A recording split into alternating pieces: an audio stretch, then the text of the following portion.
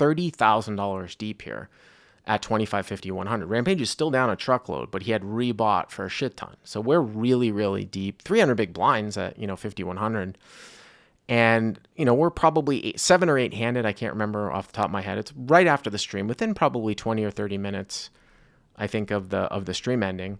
And it gets folded around to me, and I have Jack 9 of clubs, and I'm on the button. So I open a 300. Rampage, who is in the small blind because seat 1 is now unoccupied, he 3-bets to 1,500. So he goes huge. He goes 5x, pretty large, right? But again, we are 300 big blinds deep, and you are incentivized to 3-bet, to sort of cut the odds out of the pocket pair, although you'll see a reflection when you're just ultra deep that you actually want to start thinking about keeping the pot small when you're super deep from out of position, especially against a good player.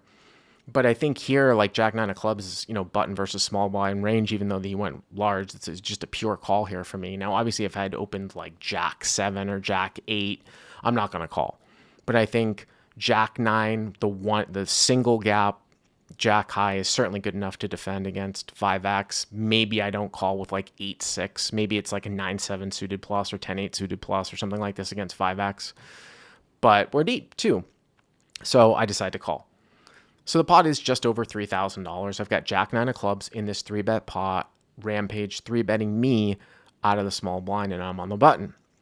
The board comes out, Queen of spades, 10 of clubs, 7 of hearts. I was like, oh, this is an interesting board, right? I am open-ended here, and I have 3 to a straight flush in the middle. It's Queen 10, 7. Rampage comes out, and he bets 2,000 here. Now, remember, in the hand after this, he had bet super small. Of course, I had that hand afterwards that he won all the money versus Bones, I think, came after this, so I didn't really know exactly what he was doing with his sizing, but he bets 2,000, and I'm in position. So he goes about 2/3, and I don't think there's really anything for me to do here but call. I don't think that I want to have a bluff raise here. I can use my position, and if he checks a blank on the turn, I can sort of use that variable turn sizing that we talk about in position that can be reflected with some slow played hand like a set, some protection type betting, and some floats and with some draws, which is obviously what I have here, right? So I make the call. So now the pot is 7,000. Queen of spades, 10 of clubs, 7 of hearts, pot 7,000. The turn is the 9 of spades. So I now pair up. It's Queen 10, 7, 9. I now pair up, and he now checks. So I thought about this spot, and I was like, I think that most of the time here I want to check this back. Now, I could be giving up a free card, obviously, to ace-king. Right? And ace-king would have, maybe 8. It would have 3 aces, 3 kings, and another 3 jacks, so 9 outs against me. And that would kind of suck if, obviously, like if he would fold ace-king here and I don't bet, it kind of sucks if I give him a free look and, he wins 7,000. But on the flip side to this, and I'll go back and forth in my head whether or not I'm giving my opponent maybe... sometimes you can give your opponent too much credit, but on the flip side of this too is that if he's checking here on the turn with aces, kings, whatever, because he realizes that it's a very good card for me and not for him, I'm just burning money here too.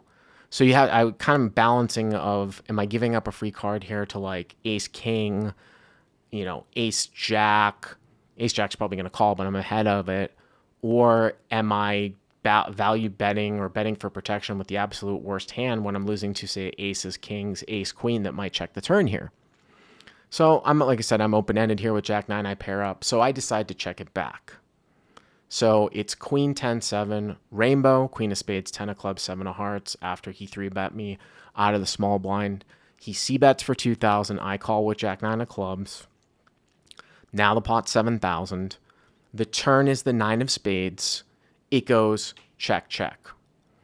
The river rolls out the 8 of hearts for a final board of Queen of spades, 10 of clubs, 7 of hearts, turns a 9, rivers an 8. So it puts a 1-liner out there to a jack. Now, I am entirely expecting him to check to me now. However, that doesn't happen.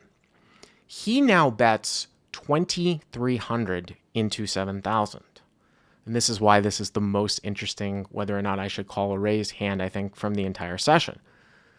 So I'm kind of going through in my head, and I have to be 100% honest with you. I probably did not think this one through as much as I should have at the table. I was probably 5 or 6 White Claws in, and I kind of just looked at the board and I was like, what's going on here? But here's kind of my deep analysis and probably what instinctually led to me doing what I actually did at the table. When you look at this on the turn here, how often am I ever checking King Jack here on the turn? I have to tell you, like, me as a player, I'm pretty much never checking King Jack here on the turn, as you probably shouldn't all that much. Now, maybe once in a while you get to check like King Jack of Spades, which is the mega nuts, but especially when he's going to be checking a lot of those big pair types of hands on the turn. He's going to be check calling with them. And we're deep. Why would I ever check back King Jack? So even though I think that the term capped is kind of misused a lot, by me checking back turn, I just really don't have King Jack really ever here at the end. Now, obviously, I have a straight, so I'm thinking to myself, and I'm like, well, if I raise the river here, what is going to call me here at the end? And if I raise the river, do I possibly, and this is where I think maybe I outlevel myself a little bit, or where you could outlevel yourself a little bit. If you were to raise the river here and you got jammed on, what would you do? And the reason why it's sort of, when you really look at it, a hard spot and sometimes maybe where you wouldn't want to raise is that if your opponent, in this case Rampage, could figure out that you can never have King Jack here, like I said, I'm probably never have King Jack by checking the turn behind, then if he does have a Jack, whether it's like Jack Jack or Ace Jack, whatever Jack that he might have in this particular spot, it could even be like Queen Jack, he could jam all in here and put you in a really, really shitty spot just knowing that you don't have King Jack. If I don't ever have King Jack by checking back the turn, and I know a way, obviously, to balance this, sometimes check back King Jack, then if I raise, I really open myself up, I think, to sometimes by a very good player getting blown off of my equity in a spot like this, because he could theoretically jam back with a Jack. And in that case, like if he goes, we started the hand with 30,000. So if he goes 2,300 and let's say I make it like 6,000 to try to get called by, something like a 2-pair or a set or something like that. If he comes back over the top for a jam here, it's another like 20,000. So he goes 23 into 7, so the pot's 93. I go 6 total. Now it's 15-3. After he calls, the extra 4, it's right around 20,000. He jams for another 20. The pot's going to be 40,000, 20,000 for me to call. And at that point, it's just a call for a chop. So am I going to put in 20,000 to win 20,000 here? Remember, we started with 30, so it's even at the end, 60,000. Am I going to open my stack up here to get jammed on? And in theory, the funny thing is here, in theory, if I don't have many King Jacks, or I don't have any King Jacks by checking back the turn, then of course I have to raise call, right? Of course I have to raise call. I can't raise and then fold.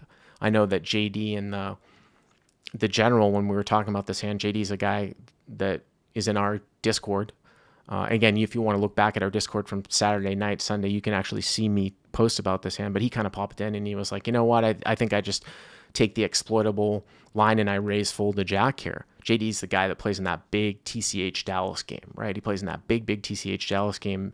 I raise, and if he's got the balls to jam back over the top, I just, I fold. And maybe that is the right play against somebody that might not be thinking on this level. Now, do I know if Rampage is going to jam back over the Jack? I don't know. I don't know if Rampage knows that I probably never have King Jack.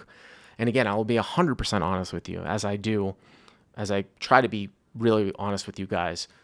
I probably didn't think about it as much as I should have at the table. And I kind of just shrugged and looked at it, and I was like, I don't really know what he's going to call here with if I raise. And I put in the call. Before I do a reveal, by the way, I will 100% always, if you're new to this podcast, I will always bring out the mistakes that I made. There was a hand that misread early on, which we'll talk about a little bit on the video on Friday, where the card readers on the lodge showed that I had queen 7, which would have been queens up, which would have won against size jack jack. That was a hand misreader. I had ace 7 of clubs in that particular hand. I did not muck the best hand, but the point that I'm bringing out is that I would tell you guys, I would 100% say, oh, you know what? Fuck, I didn't realize it. I had queen 7. I folded the best hand. I'd 100% come out and tell you. That didn't happen in that hand. I had ace 7 of clubs in that hand. But like I said, at the time here in the spot, I kind of just sort of washed over it. And I was just like, well, I mean, if he's betting this card here, he's got to have at least a jack here, right? Or it's like a bluff. It's either he has a jack, he's not going to call a raise, and once in a while, I'm going to open myself up to being just in a ridiculous spot if he jams back over the top for 40,000 to basically get laid 1-1. Laying 1-1 meaning that, well, for 20,000, the pot will be 40,000, 20,000 for me to call, but it won't be 20,000 to win 40,000. It'll be 20,000 to win 20,000, and I'll lose sometimes to king jack. But the other thing too, when you look at this, is like, it's like, well, in order for him to have king jack, which is why I think it probably you're going to raise call if you're going to raise, like he'd have to 3-bet king jack, bet the flop, and then check the turn. I mean, I guess it's possible. You know, one of those types of things. Obviously, we block one of the combos because we have a jack in our hand, right? But at the time, I just kind of washed over and I was like, well, I don't think that, you know, this is, if I raise here, he's either going to have a jack or he's going to fold. So what's really the point of the raise? And then you can take a step back and be like, well, Bart, can't you just bluff him here? Well, yeah, I guess, but he can have a jack though. Like, I don't get to just liberally bluff him with any 2 cards here, right? Like, I called the flop. I have jacks, some jacks on queen 10-7 for sure, and checking back turn, so he certainly can have a jack. So anyways, I did just call. And you will be not scratching your head, but I'm sort of banging my head on the table when he fast rolled over his hand and we do a reveal. He had pocket queens. So he had top set. So queen 10-7, he bet the flop. He checked the turn on a 9. And then on the river, he bet with a 1-liner out there to a jack. And I just called. Now, would he call the 6,000 to 7,000? As stuck as he was? Could be. And maybe JD was right that the sort of live exploitable approach to the spot would be to raise fold a jack. Now, you couldn't do that, again, playing with the theory, because you can't raise and then fold a jack if you never have king jack when it gets checked through to you on the turn, which I probably don't. And of course, like I said, the counter to that is to sometimes check back king jack, but I thought it was a super, super interesting hand, and I ended up winning that one. If you enjoyed this video, please hit that like button and subscribe to our channel, and check out the coupon code in the description to try out the Crush Live Poker training site for free.